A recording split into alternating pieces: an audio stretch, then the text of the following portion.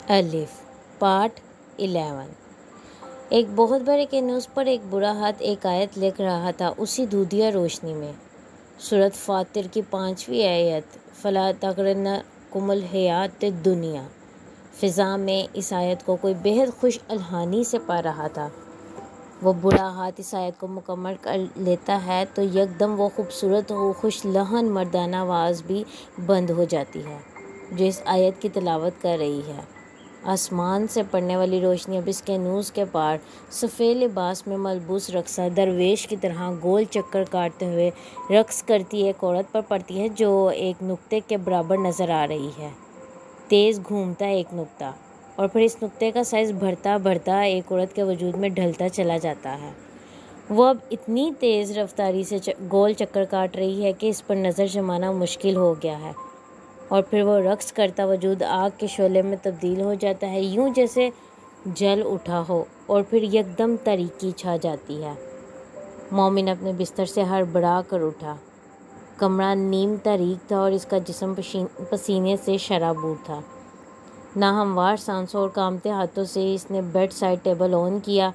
वो ख्वाब बड़े अरसे बाद इसने देखा था और हर बार की तरह इस बार भी इस ख्वाब को देखने के बाद वो कांपते हुए अजीब सी हैबत के आलम में जगा था। ना वो इस बुरे हाथ को पहचान पा रहा था, ना इस जगह को, ना इन आयात को और इनके मफहूम को, और ना ही उस दरवेशों के लिबास में रक्स करती हुई औरत को। मगर इसके बावजूद वो ख्वाब बचपन से जैसे इसके ताक़ुब में रहता था। हर बार कैनूस की आयत बदलती थी पर वो बुरा हाथ वही रहता था। हर बार ख्वाब में रक्स करने वाला बदलता था। कभी वो एक मर्द होता, कभी वो एक औरत, और कल्बे मोमिन दोनों के चेहरे पहचानने की जुस्तजू में उन्हें शोलों में तब्दील होता और गायब होता देखता रहता था। मगर हर बार कुछ भी ना पहचानने के बावजूद वो जैसे ये जान जाता था कि इसने इस ख्वाब में किसको देखा था, जैसे वो इस रात जान गया था। इसका सर इस वक्त शदीद दर्द से फट रहा था। वो लड़खड़ाते कदमों से उठकर वॉशरूम में गया। चेहरे पर पानी के छींटे मारते हुए इसने जैसे इस दर्द से लड़ने की कोशिश की और नाकाम रहा।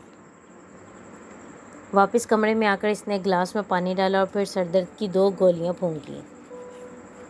जब तक इसका दर्द कम नहीं होता वो दोबारा सो नहीं सकता था। रात का पिछला पहर था और इसके कमरे के शीशों की दीवारों से कराची की रोशनियां रात के इस पहर भी नज़र आ रही थी। वो कुछ देर ग्लास वॉल के सामने खड़ा पिछली रात की तारीकी में डूबे हुए शहर को देखता रहा। फिर इसने पलट कर अपने कमरे की अलमारी में से एक पुरानी एल्बम निकाली और एल्बम लेकर सोफे पर बैठ गया। पहला सफ़ा पलटते ही एक बेहद खूबसूरत लड़की एक 6 माह के बच्चे को गोद में लिए हुए थी। इस ब्लैक एंड वाइट तस्वीर में भी इस लड़की के तीखे नकूश और ख़ूबसूरत आंखें किसी की नज़र को भी उलझा सकती थी। कल्बे मोमिन की आंखों में जैसे नमी आई। इसने अगला सफ़ा पलटा, फिर अगला। हर तस्वीर में वो लड़की इसी बच्चे के साथ थी, पर अब वो बच्चा 6 माह का नहीं था। वो आहिस्ता आहिस्ता बड़ा हो रहा था और फिर कई सफ़ों बाद वो पहली तस्वीर आई। वो एक बेहद खूबरू मर्द की थी। कोई कल्बे मोमिन को देखता और इस तस्वीर को तो कोई रिश्ता जोड़े बगैर ना रह पाता। कल्बे मोमिन ने अगला सफ़ा पलटा। वो इस एल्बम का आखिरी सफ़ा था जिस पर इसी लड़की, मर्द और बच्चे की तस्वीर थी, जिसमें इस मर्द और औरत के दरमियान वो 7 साल का बच्चा खड़ा था, इन दोनों के हाथ पकड़े यूं जैसे जंजीर हो। मगर वो ये नहीं जानता था कि ताहा अब्दुल अली और हुस्न जहाँ के इस खूबसूरत दास्तान का ख़ात्मा इस कड़ी से हुआ था जो इन दोनों का हाथ थामे खड़ा था। वो कल्बे मोमिन था, ताहा अब्दुल अली और हुस्न जहाँ की इकलौती औलाद। नदीम साहब ने तो जहांगीर को देखते ही कहा था कि मैं इसमें एक और वहीद मुराद देख रहा हूँ। ये बच्चा बड़ा होकर एक और चॉकलेट हीरो बनेगा। मानते ही नहीं थे कि मेरा बेटा है। मजाक करते थे कि कहाँ से उठा कर लाए हो तुम लोग ये नवाब की औलाद। सुल्तान अपनी बात कहकर खुद हंसा और इसके हंसने पर सुरैया और जहांगीर भी। मोमिना अपने लिए ट्रे में खाना लेकर अंदर आई और हज़ारों बार सुनने वाले वो जुमले इसने एक बार फिर सुने। वो सारी गुफ्तगू हर उस रात होती जब जहांगीर का डायलिसिस होता था। पता नहीं सुरैया और सुल्तान जहांगीर का हौसला बहाल करना चाहते थे या अपना। वो इनकी बातें सुनते हुए खाना लेकर कमरे में आकर बैठ गई। इस कमरे की दीवारों पर सस्ती लकड़ी के लगे रैक्स जहांगीर के अवार्ड्स शील्ड्स और ट्रॉफीज से भरे पड़े थे और इनमें कहीं वो सोने का पानी चढ़े हुए ताज भी थे जो वक्तन फ़वक्तन चाइल्ड आर्टिस्ट के तौर पर इसकी रस्म ताजपोशी के दौरान मुख्तलिफ प्रेस क्लब्स और अदबी तंजीमें दिया करती थी, जहाँ जहांगीर के बचपन में सुरैया और सुल्तान बड़े शौक़ से जाया करते थे और वो भी। उसे तालियां बजाने का बेहद शौक़ था। जहांगीर के लिए और सीटियां भी जो बजाना इसने सुल्तान से सीखा था। और फिर हर तकरीब के बाद सब इनाम याफ्ता अफराद का ग्रुप फ़ोटो और फिर जहांगीर और अम्मा अब्बा के साथ इसका फैमिली फ़ोटो, जिससे फ़ोटोग्राफ़र्स इस वक्त सुल्तान और सुरैया के इसरार पर खींचते थे, मगर बाद में अखबार में तस्वीर सिर्फ जहांगीर की ही लगती। वो तीनों इसमें से हज़फ कर दिए जाते। वो पाकिस्तान का सबसे महंगा चाइल्ड आर्टिस्ट रहा था, महंगा और टैलेंटेड। मोमिना इसके कमरे में बैठकर खाना खाते हुए हमेशा दीवारों पर लगी इन तस्वीरों को देखती रहती, जो इन सुपरस्टार्स के साथ जहांगीर की थी, जिनकी एक झलक देखने के लिए ज़माना तरसता था।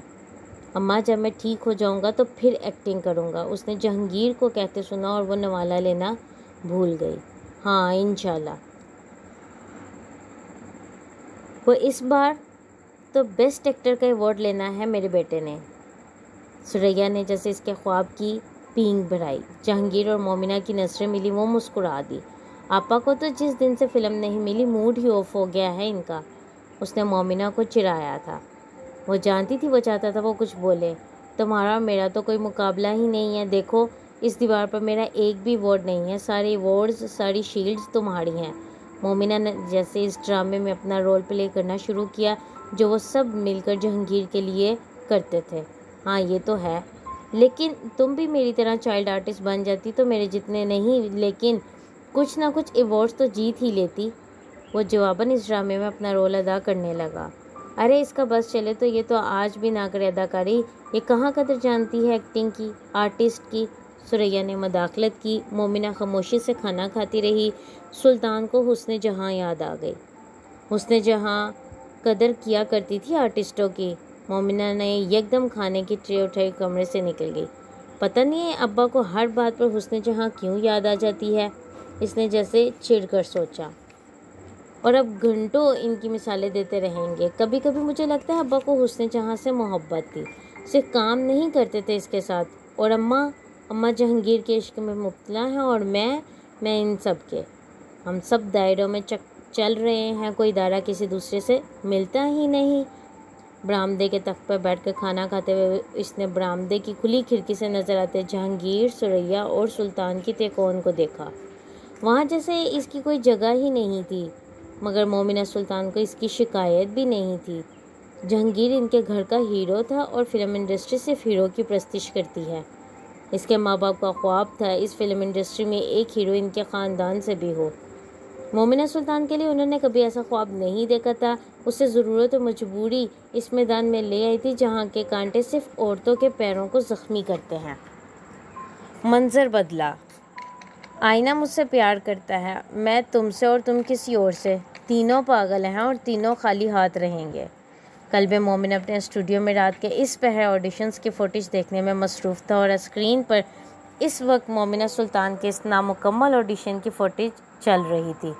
वो गज़ब की एक्ट्रेस थी, कमाल का आई कांटेक्ट था इसका कैमरा और कैमरे के ज़रिए दूसरी तरफ बैठी ऑडियंस के साथ। इसके तासुरात बेहद जानदार थे, डायलॉग डिलीवरी और आवाज़ कातिल।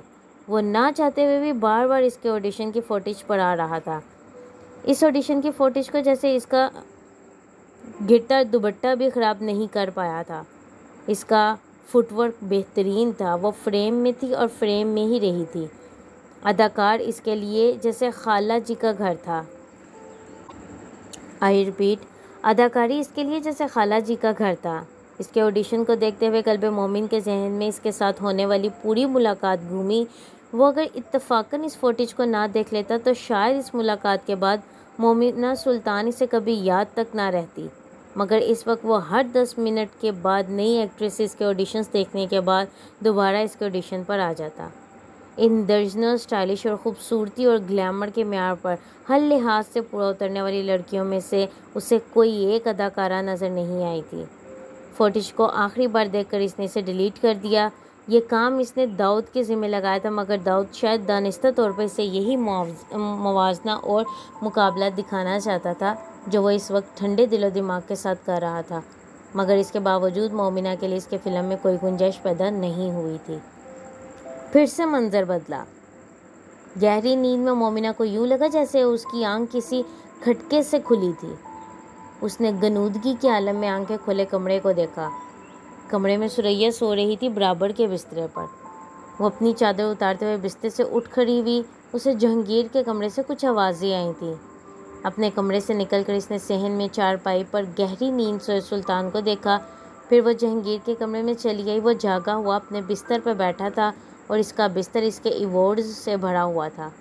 इसने सर उठाकर मोमिना को देखा। वो भी उसे देखती रही, फिर पास चली आई। क्यों जाग रहे हो जहांगीर, कुछ चाहिए? वो कुर्सी पर इसके पास बैठ गई। आपा, तुम मुझे मरने ना देना। अजीब बेबसी की कैफियत में उसने मोमिना का हाथ पकड़कर कहा। इसकी आंखों में अजीब खौफ था। तुम मुझे बचा लेना, वो इसके हाथ पीछे हुए इससे कह रहा था। वो चंद लम्हे उसे देखती रही, फिर उसने जहांगीर को लिपटा लिया। नहीं मरने दूंगी, उसने अपने आंसू जब्त करते हुए कहा और इसके सीने में मुंह छुपाए हुए सिसक रहा था और इसके बिस्तर पर हर तरफ इसका रूज पड़ा हुआ था। मंजर बदला। मैं तुम्हें समझ नहीं पाई मोमिना, अक्सा ने इसे हुनक होकर देखा। वो सुबह सवेरे इसके घर पर थी और इसकी दरख्वास्त सुनकर अक्सा को लगा था वो पागल हो गई है। मैं खुद भी अपने आप को समझ नहीं पाती। वो चाय का कप गोद में रखे इसके बिस्तर पर बैठी बड़बड़ाई थी। तुम मोमिन को समझती क्या हो आखिर? तुम जाओगी इसके पास और वो तुम्हारी माजरत कबूल करके रोल दे देगा तुम्हें। ऑल गुड, अक्सा ने झुंझलाते हुए इससे कहा। एक कोशिश कर लेने में कोई हर्ज तो नहीं। मोमिन अपनी बात पर मिसर थी। वो तुम्हें रोल नहीं देगा। मैं तुम्हारे सामने वो बातें दोहराना नहीं चाहती जो इसने तुम्हारे बारे में दाऊद से की थी। तुम क्यों बेइज्जती करवाना चाहती हो और बेइज्जत होना चाहती हो? मुझे इस वक्त शोहरत और पैसे की ज़रूरत है अक्सा। इज़्ज़त अब तरजीह नहीं रही मेरी।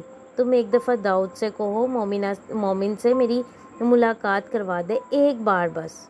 वो मिन्नत भरे लहजे में कह रही थी और अक्सर इसके इस लहजे के सामने टिकी नहीं रह सकती थी। अगर तुम चाहती हो दाऊद बेरोज़गार हो जाए और हमारी शादी फिर लटक जाए तो ठीक है, दोस्ती के नाम पर यह भी सही। इसने तन फन करते हुए फ़ोन उठाकर दाऊद का नंबर मिलाना शुरू कर दिया। मोमिना चुपचाप उसे देखती रही। मंजर एक बार फिर बदलता है। कल पे मोमिन का पेंट हाउस म्यूज़िक की तेज़ आवाज़ से गूंजते हुए टेरेस पर बने डांस फ्लोर पर थरकती स्पॉट लाइट्स की रंगीन रोशनियों से जगमगा रहा था। वो वैसी ही मामूल की एक पार्टी थी जिसके लिए वो पेंट हाउस मशहूर था। वेटर्स हार्ड और सॉफ्ट ड्रिंक सर्व करते हुए टेरेस पर बने इस बार में आ जा रहे थे, जो बवक्त ज़रूरत बारबेक्यू एरिया के तौर पर भी इस्तेमाल हो जाता है। एक डीजे मुख्तलिफ अनवा के म्यूज़िक चला रहा था और माहौल को गरमा रहा था, और हर बदलते म्यूज़िक की बीट पर डांस फ्लोर पर जोड़े थिरक रहे थे। मेहमानों की आमदोरफ्त जारी थी और वहाँ मौजूद कोई शख्स ऐसा नहीं था जो एक दूसरे से वाकिफ़ ना हो। वो सब पाकिस्तानी टीवी मॉडल्स और फिल्म इंडस्ट्री से मुंसलिक अपनी अपनी फ़ील्ड के बेहतरीन नामों में से थे, और वो सब वहाँ कल्बे मोमिन की फ़िल्म की कामयाबी और इसके अवार्ड को सेलिब्रेट करने आए हुए थे। शोबिस की फील्ड से मुंसलिक कोई ऐसा बड़ा स्टार नहीं था जो इस वक्त वहाँ ना हो। कल्बे मोमिन के दावतनामे को कोई रद्द करने की जुर्रत नहीं कर सकता था, और इसकी नज़रों और गुड बुक्स में रहना इस वक्त हर एक्टर और एक्ट्रेस की ज़रूरत थी। ये जानने के बावजूद कि वो अपनी किसी फ़िल्म में मेन लीड को दोबारा कास्ट नहीं करता, वो बहुत से बड़े ब्रांड्स के कमर्शियल फिल्म्स भी शूट करता था, और कल्बे मोमिन इन कमर्शियल्स में सिर्फ इन्हीं को लेता था जिनको वो चाहता था। ब्रांड्स के मुतालबात को वो अक्सर नज़रअंदाज करने का आदी था, और इसका हर कमर्शियल टीवी और डिजिटल स्क्रीन पर धूम मचाने की तारीख रखता था। तो कल्बे मोमिन के नखरे अगर ब्रांडेड ना होते तो क्या करते, और एक्टर्स इसके आगे पीछे ना फिरते तो क्या होता। कल्बे मोमिन इस वक्त दाखिली दरवाजे के करीब मेहमानों के इस्तकबाल के लिए नेहा के साथ मौजूद था। नेहा वहाँ हर आने जाने वाले को खुशामदीद कह रही थी और वहाँ एक मेज़बान का किरदार अदा कर रही थी। कल्ब मोमिन की गर्लफ्रेंड के तौर पर वो शोबिस के हलकों में बड़ी अच्छी तरह मुतारिफ हो चुकी थी और कल्ब मोमिन की गर्लफ्रेंड के लेबल को इसने एक डिज़ाइनर के तौर पर अपने बिजनेस को फैलाने और क्लाइंट्स को बढ़ाने के लिए बेहतरीन तरीके से इस्तेमाल किया था। इसके पास आने वालों में अब इंडस्ट्री की हर बड़ी एक्ट्रेस और मॉडल शामिल थी जो इसके ज़रिए कल्ब मोमिन तक रसाई पाने की मुतमन्नी थी। नेहा बड़ी चालाकी और जहानत से इनकी इस ख्वाहिश को अपने मफादात के लिए इस्तेमाल कर रही थी। शोबिस जैसा बिजनेस कोई और नहीं होता। इस सारे हंगामे में लाउंज में लगी हुई वो खताती किसी एनी शाहिद की तरह इस दीवार पर इस्तदा थी जिसके नीचे बड़े सोफे पर नीम बढ़ना मॉडल्स और एक्ट्रेसेस मशरूब के ग्लासेस हाथ में लिए मखमूर बैठी हुई थी या फिर चल फिर रही थी। मोमिन, ये ज़ूफ़ी है, मैंने इसे इनवाइट किया था तुमसे मिलवाने के लिए। वो लंबे कद का कसरती जिस्म रखने वाला मुनासिब शक्ल सूरत का एक नौजवान लड़का था जिसे नेहा ने कल्ब मोमिन से मिलवाया था। कल्ब मोमिन ने किसी रद्द-ए-अमल के बगैर इसका इस्तकबाल करते हुए और खुशदिली से इससे हाथ मिलाते हुए कहा, आपसे पहली बार मुलाकात हो रही है। ज़ूफ़ी ने जवाबन बेहद नर्वस अंदाज में मोमिन से कहा, हाँ लेकिन मैं आपका बहुत बड़ा फ़ैन हूँ। उसने बेहद गर्मजोशी से कल्ब मोमिन से मुसाफ़ा किया। वो जो स्किन टाइट टी शर्ट पहने हुए था, इसकी मुख्तसर आस्तीन इसकी बीकैप्स को और इसका वी गला इसके सीने के मसल्स को डिस्प्ले पर रखे किसी शो पीस की तरह दिखा रहा था।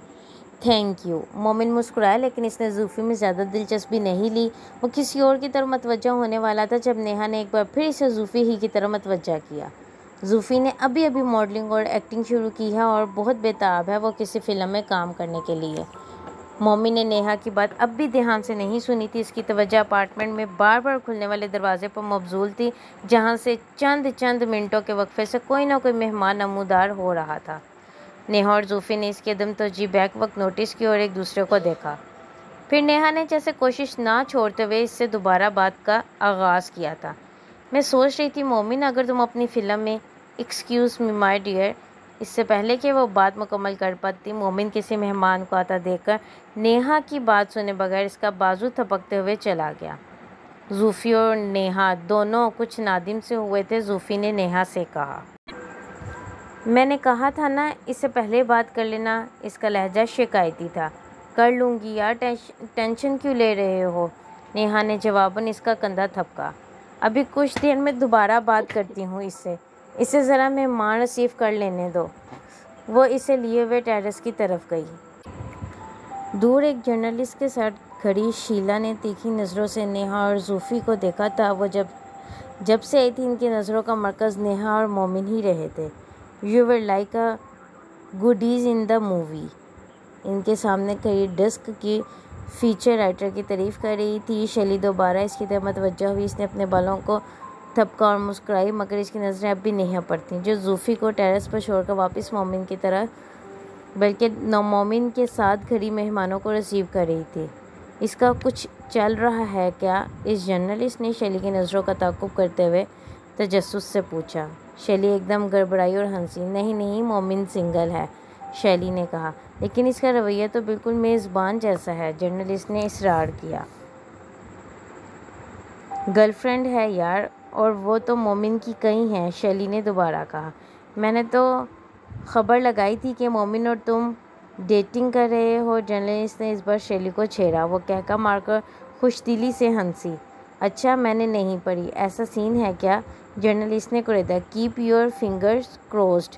शैली ने मायनी खिस नसरों में इसको शायद ही न्यूज़ में स्टार बनने के लिए इंडस्ट्री के हार्ट थ्रोब के साथ किसी भी हैसियत में नतनी रहना ज़रूरी था और शैली ऐसे ताल्लुकात की अफादियत पर यकीन रखने वालों में से थी। नाज ने दूर खड़े कल्ब मोमिन को बड़ी हसरत बड़ी नज़रों से देखा। वो एक उभरती हुई मॉडल थी और एक बड़े अवार्ड शो में बेस्ट मॉडल का अवार्ड जीत चुकी थी। इस वक्त वो एक मशहूर फैशन डिज़ाइनर के साथ कल्ब मोमिन की इस पार्टी में आई थी और इसका बस नहीं चल रहा था कि वो इस फैशन डिज़ाइनर को डंप करके कल्ब मोमिन के साथ जा खड़ी होती जो चंद लम्हे पहले इन दोनों के साथ गपशप करके वहाँ से गया था और जिसने नाज के नाम नेहाद लिबास से झलकने वाले तमाम सजात पर कुछ ज़्यादा गौर नहीं किया था। नाज जानती थी वहाँ मौजूद सब ख़वातीन इसी डिस्प्ले के लिए आई थी। कल्बे मोमिन अपनी फ़िल्मों में ग्लैमर के अलावा कुछ पेश नहीं करता था और वहाँ सब ग्लैमर के तीर तलवारों से लेस होकर आई थी।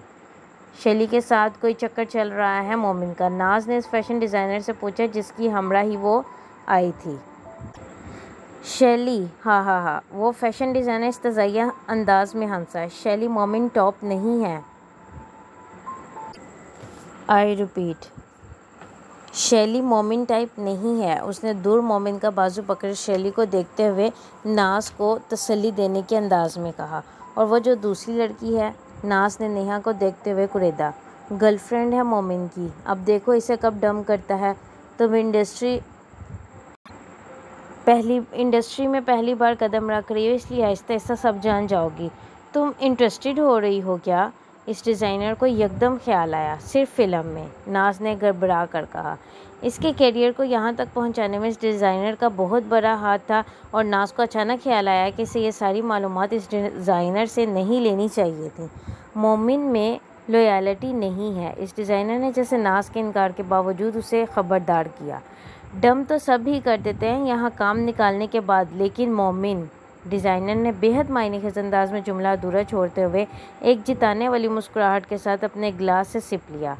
मैं तुम्हारे अलावा किसी और के बारे में सोच भी नहीं सकती। नाज को इस फैशन डिज़ाइनर से इजहार मोहब्बत करने की ज़रूरत महसूस हुई। इसका ताल्लुक इतना ही खालिस था।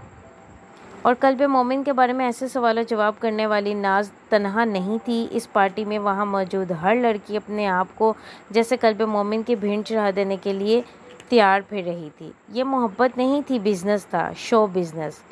कल्बे मोमिन का साथ इनमें से किसी को भी आसमान पर पहुंचा देता, इन 3 हीरोइंस की तरह जिनकी ज़िंदगी कल्बे मोमिन की फिल्मों ने बदल कर रख दी थी। और आसमान किसको अच्छा नहीं लगता? कल्बे मोमिन इस सब से बाखबर था, अपनी अहमियत से, अपनी ज़रूरत से, अपनी स्टारडम से, हर चीज़ से। वो फंदों में फंसने वाला नहीं था, दाम में आ जाने वाला सियाद नहीं था, ना जाल में काबू आता था। जान, ये मैं तुमसे मिलवा रही थी जूफ़ी को। नेहा तीसरी बार जूफ़ी को मोमिन के पास लेकर आई थी और ये पहला मौका था जब मोमिन ने जूफ़ी पर बिलाखिर गौर किया था। वो इसे इस तरह बार बार इसके पास क्यों ला रही थी? छोटे मोटे रेफरेंसेस चलते रहते थे, लेकिन इतनी शिद्दत और बेताबी से तो कभी नेहा ने किसी को इससे नहीं मिलवाने की कोशिश की थी। मोमिन को पहली बार ख्याल आया, जूफ़ी की ख्वाहिश है तुम्हारे साथ काम करने की। वो अब इससे कह रही थी। ख्वाहिश नहीं, ख्वाब है सर। आप मेरा आइडियल हैं। आपकी कामयाबी पर मुझे रश्क आता है। आपके काम का मुझसे बड़ा फ़ैन कोई नहीं है पाकिस्तान में। जूफ़ी ने इसकी शान में ज़मीन आसमान के किलाबे मिलाने शुरू कर दिए। मोमिन इसे दरमियान में ही टोका और इसके कंधे पर हाथ रखकर दूसरे हाथ में पकड़े गिलास से टेरेस और लाउंज में मौजूद लोगों की तरफ इशारा करते हुए इससे कहा, नहीं पता है ये सब कौन है? यानी तुम जानते नहीं हो कि ये सब कौन है? जूफ़ी उलझा। उसने नेहा को देखा। नेहा को लगा मोमिन कुछ नशे में है। ये सब स्टार्स हैं। जूफ़ी ने कुछ अटक कर कहा। मोमिन मुस्कुराया।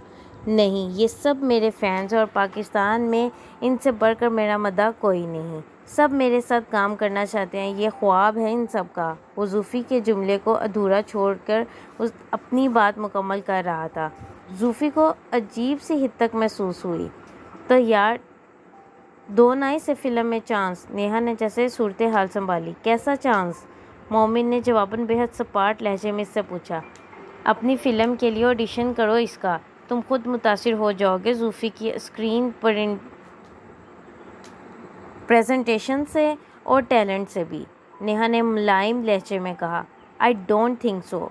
मोमिन ने सर से पाँव तक जूफ़ी को देखने के बाद इसे इत्मीनान से गिलास एक तरफ और दूसरे हाथ में, आई रिपीट, मोमिन ने सर से पाँव तक जूफ़ी को देखने के बाद इसी इत्मीनान से गिलास एक से दूसरे हाथ में बदलते हुए कहा और वहाँ से चला गया।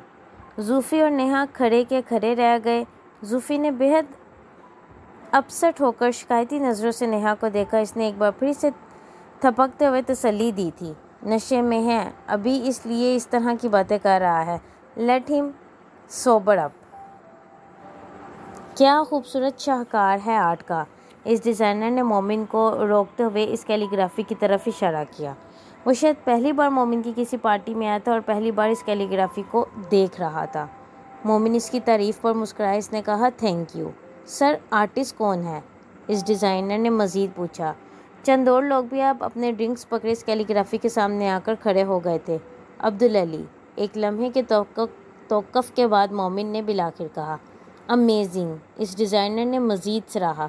इसके स्ट्रोक, कलर्स और ख़त देखें, ब्रिलियंट। वह इस कैलीग्राफी की तारीफ़ में रतबुल लिसान था। लिखा हुआ क्या है? एक मॉडल ने अपने अमेरिकन लबो लहजे में मोमिन से पूछा। कुरान पाक की आयत है, मोमिन ने बताया। वो मॉडल बेइख्तियार हंसी। ऑफ कोर्स, वो तो जानती हूँ मैं, लेकिन इसका मतलब क्या है? बैक वक्त इन लोगों ने मोमिन को देखा। मोमिन ने मुहक्किक अंदाज में पेश की गई इस खताती पर नज़र दौड़ाई, फिर मद्दम आवाज़ में कहा, मैं नहीं जानता।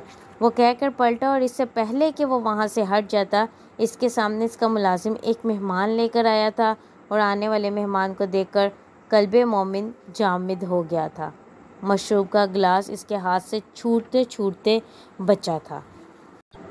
जारी है। नावल का अगला हिस्सा सुनने के लिए चैनल को लाइक और सब्सक्राइब करना मत भूलें। शुक्रिया।